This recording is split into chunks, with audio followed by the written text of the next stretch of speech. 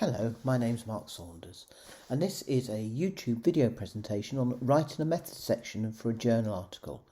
But in all honesty, it's also really helpful for writing method sections for papers, theses, and of course dissertations. And within this, I'm going to be shedding light on the issues associated with this, and in particular, focusing on how we demonstrate rigour and robustness. If we look at an overview of what I'm going to be talking about, I'm going to first of all start by the guidance that top-level journals give us on what to put into our methods sections. I'm then going to look in more detail at how we demonstrate rigour and how we demonstrate robustness.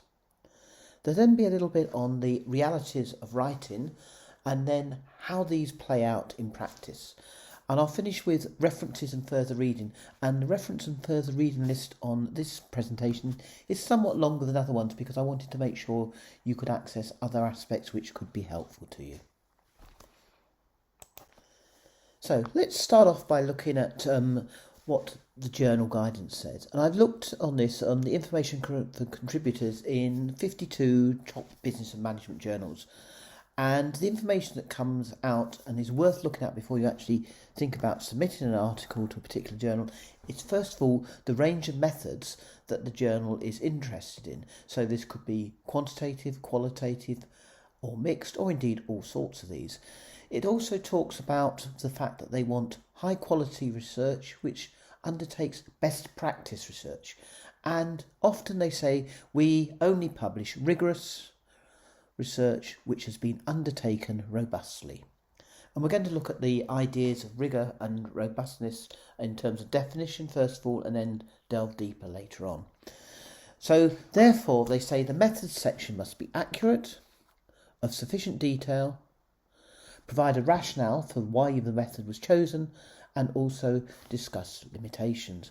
And when they're talking about sufficient detail, what they're really saying is so that somebody can read it through, and if nothing else had changed, the method could be replicated from what has been written in the article. And in an editorial which Rigour Darabi and myself contributed to, we say that these are needed to ensure trust and confidence in the application of the method and the findings that follow. And this is really why it's so important to get the methods section right. So let's look at what we mean by rigour and robustness. And what I'm going to try and do here is give overall definitions which apply equally to quantitative research, qualitative research and mixed methods research designs. So let's start with rigour. Rigour relates to the strength and the quality of the research method used. And when we think of this, we think of it in terms of the research design, how the data are collected, how the data are analysed and how the findings are reported, and therefore rigour relates to the confidence that a reader can place in the conclusions drawn from the research. In contrast, robustness is about the extent to which the research method used is unaffected by small changes in the method variables. Now that obviously links quite clearly to a quantitative view, but it's about the method being robust enough so that the conclusions can be seen to be valid and sound, which relates to all types of research. So let's return to the journal guidance we talked about a couple of slides ago and actually look at what is being said and what they're reporting. And this only happens very occasionally. So for occasionally, the journal guidance of contributors will name example data collection and analysis strategies that the journal feels are appropriate for publishing that journal. Occasionally they're offered prescriptive advice, and where they do, what we see is that this tends to be quantitative research dominant, and it talks about different statistics and how to report them and the ways to report them. Less frequently there's information offered and advice offered on qualitative and mixed methods, and this tends to reflect what Alverson and Berg refer to as neo-positivistic norms. So norms which are actually linked back to a positivistic way of reporting research. And it's important to remember that that's not the only way of reporting research. Even more occasionally, and they say only if this is deemed illuminating, they suggest that you summarise the approaches to inquiry. So quantitative methods, qualitative methods or mixed methods, and also your philosophical stance, so the way you look at the world, your epistemology, your ontology and your axiology. What's also interesting is, despite there being editorials about how to report methods in a few journals, these are rarely referred to, and similarly checklists which have been produced by professional bodies or indeed other journals, such as the Journal Article Reporting Standards produced by the American Psychological Association, for example, are rarely referred to. We're now going to look at how we might demonstrate rigour in our methods section of a journal article. And the way we do this differs as to whether we've got a qualitative research design, a quantitative research design, or a mixed methods research design. So if we start by looking at the quality criteria, for qualitative research, these relate to the credibility of our research. That's the extent to which what the data we're collecting measures participants' realities. The dependability of our research. This is about how our research has evolved and recording this so people can actually understand exactly what we've done. Then there is the confirmability, so can our findings be confirmed by others and making sure that they can be. And finally, the transferability of our research. This is the transferability of our studies findings to other settings. In quantitative research, we have different qualitative criteria. We're concerned with the validity of our research data and the methods we use. Does it measure what we actually intended it to do? And the reliability, is it repeatable or does it change in terms of do the measures not become reliable? They don't actually measure things the same way every time. When we move to mixed methods designs, we have to ensure we capture for the qualitative components the qualitative criteria and for the quantitative components the quantitative criteria. Although I'm just going to add a little aside here, and what happens sometimes is for mixed methods and indeed for qualitative research, the quantitative criteria of validity and reliability are still used.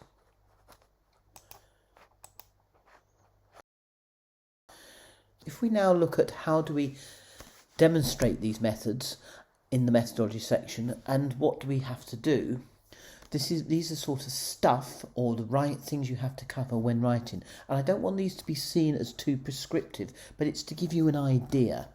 And if we start off looking at qualitative research, we need to explain what we've done, why we've done it, and this will include very often links to other methods or journal articles to justify our choices.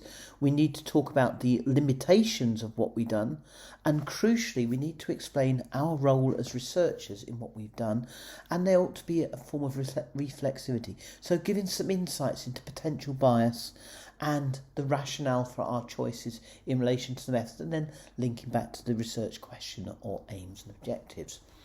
When we look at quantitative designs, we're looking very much for transparency in terms of the tools and techniques used. We want to see explanations of why they're appropriate. We want to see the rationale for the choice, again linking back to referencing methods articles or journal articles that have used them. And we want to see that the tools and techniques have an internal consistency, so everything fits together when collecting and analysing the data, so we can see a thread running through.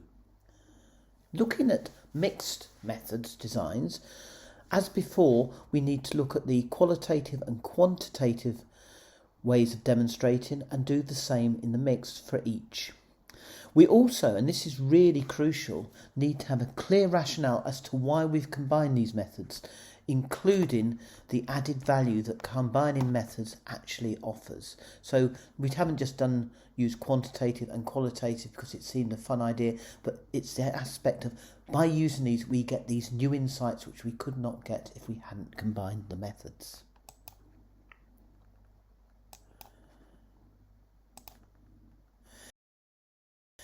Now let's look at the use of journal article reporting standards, which are sometimes known when we look at mixed methods as GRAMS, good reporting of a mixed method study. So firstly, looking at qualitative research, These are listed in particular by the American Psychological Association, but very much a lot of people are arguing quite rightly that we need to be aware of the paradigm or the research philosophy within which we're working and make sure there are no inconsistencies between what the reporting standards are saying and what we should do and what we actually need to do within that particular philosophical approach. Journal article reporting standards are, in many people's views, including my own, a bit less problematic when we're reporting quantitative research. And I believe these can support reporting of research, but they do tend to provide a very long list, almost like a checklist, and again, sometimes aspects may not be important. When we come to mixed methods, the way we report it really depends upon the mixing. There are journal article reporting standards for mixed methods, but also there are the good reporting of a mixed method study standards as well. So you have more variety perhaps of what needs to be done, but they are important if you're trying to demonstrate rigour. We're now going to look at how we demonstrate robustness in methods. And remember, robustness is about the extent to which the research method used is unaffected by small changes in the method and the extent to which our conclusions are likely to remain valid. So when we're writing about our method, if we look at qualitative research designs, what we're looking here in terms of demonstrating robustness is showing that the method we've chosen is coherent throughout the research within the philosophical lens or the way we're approaching this research. So we're looking for a consistent logic or a fit across the elements in terms of data collection, data analysis and findings, and linking back to the research question or objectives. Looking at quantitative research designs, we're demonstrating robustness by showing how our findings hold across a broad range of data. And we're also demonstrating robustness by being explicit about the limitations and the likely impact of these limitations. For mixed methods designs, we again look back to the qualitative and quantitative components, and again this clear rationale for combining methods is really important. Moving on, the likely lens for these in terms of philosophical approach is for qualitative, it's very pluralistic, can be a variety of different philosophies underpinning the research, for example interpretivism. When we look at quantitative research, it tends to be positivistic or perhaps critical realist, and for mixed methods we tend to see pragmatism and critical realism. So let's now look at the realities of writing method sections. The first thing we need to recognise is that editors, and indeed reviewers, are the gatekeepers of methodologies within these journals, so they have a really important role. However, when we are writing, we need to have a transparent method section, which is accurate in terms of what we actually did, and contains sufficient detail to allow somebody else to apply our research design and do the same thing. And it all needs to be justified with clear argument, and that includes references to methodologies, but also to other people who have undertaken research in a similar way. The rigour of what we've done should be appropriate to the research design, and this links back to those quality research criteria. So for qualitative we see credible, dependable, confirmable and transferable. For quantitative we see valid and reliable, and for mixed we see those coming in to each of the components.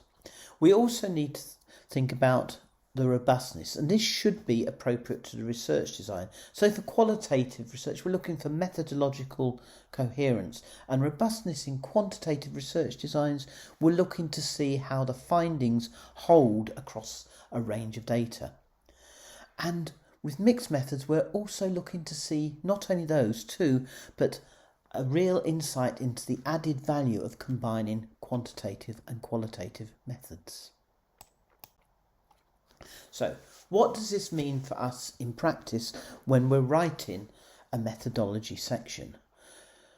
First of all, in all designs, we need to ensure that the elements of the design are methodologically coherent. We need to ensure methodological fit. We need to ensure consistency with the research philosophy which the research is undertaken. And we also need to ensure consistency with the approach to theory development, i.e. inductive, deductive or abductive. This is sometimes referred to as the theorising style. We also need to recognise the advice that comes in checklists, jars and grams may be supportive or it may be inappropriate. We need to look at editorials and consider the advice in those critically. And finally, we need to browse papers' methods sections to gain insights into reporting norms so we know what the journal's expecting and we can actually meet the journal's requirements. Let's start by looking at references and further reading. We're going to look first of all at the APA or American Psychological Association Journal Article Reporting Standards and the link to these for qualitative research designs, quantitative research designs and mixed methods research designs is given on the first reference. Edmondson and McManus's paper on methodological fit is a classic and well worth reading for the ideas contained within it. The paper by Fabregas and Molina Azarin is really good for actually looking at quality within mixed methods research and talks about issues relating to grams. Harley and Corneliussen's paper is also really interesting because this actually talks about why templates can be constraining and actually may not be a good idea. So it's an article giving the opposite view relating to reporting standards.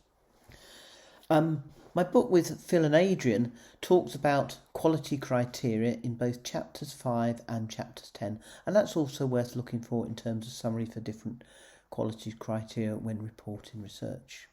Wellman et al.'s paper is looking at publishing multi-method research, and in this paper multi-method refers to mixed methods in terms of quantitative and qualitative research, but also quantitative designs using more than one method and qualitative designs using more than one method. I'd like to finish up by referencing an editorial which I contributed to with a colleague, Rigour Drabi, and this editorial is all about articulating scholarship when we write our journal articles. And within this, much of the work here on methods, which I've been talking about, comes from the section Dr. Drabi and myself wrote, which was talking about writing the methods section in a quality HRM manuscript. And what I've put here is the link to this so you can scan it.